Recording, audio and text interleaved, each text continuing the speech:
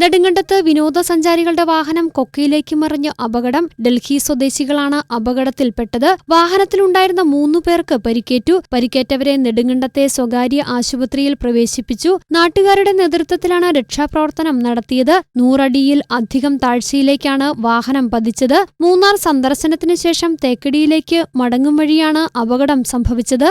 താഴെക്കുഴിയിലേക്ക് നമ്മുടെ സന്തോഷ് തടത്തിൽ എന്ന് പറയുന്ന ആളിൻ്റെ പറമ്പിലേക്ക് ഒരു 100 അടി താഴ്ചയിലേക്ക് മറിയുകയായിരുന്നു. സ്വിഫ്റ്റ് ഡിസൈറാണ് വാഹനം.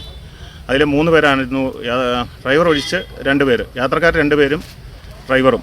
എറണാകുളം ട്രാവൽ ഏജൻസിയുടെയാണ് വണ്ടി എന്നാണ് ഡ്രൈവർ നമ്മളോട് പറഞ്ഞത്.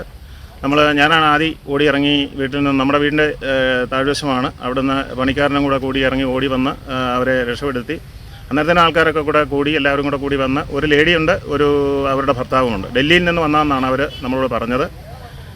മറ്റേ വേറെ കുഴപ്പങ്ങളും കാര്യങ്ങളൊന്നുമില്ല. അവരെ എത്രയും പെട്ടെന്ന് നമ്മൾ മുകളിൽ കയറ്റുകയും അവിടെ വാഹനത്തിൽ മെഡിക്കൽ ടെസ്റ്റ് ഹോസ്പിറ്റലിലേക്ക് കൊണ്ടുപോവുകയും ചെയ്തിട്ടുണ്ട്. വേറെ നിലവിൽ കുഴപ്പങ്ങളായിട്ടൊന്നും കാണുന്നില്ല. പിന്നെ ഇനി ടെസ്റ്റിങ്ങിലൊക്കെ വല്ല എന്തെങ്കിലും പ്രശ്നമുണ്ടോ ഇല്ലയോ എന്നുള്ളവർ നമുക്കറിയത്തില്ല. നമ്മൾ എത്രയും പെട്ടെന്ന് എമർജൻസി കാര്യങ്ങളൊക്കെ എത്രയും പെട്ടെന്ന് ചെയ്തിട്ടുണ്ട്, പോലീസിൽ അറിയിച്ചിട്ടുണ്ട്.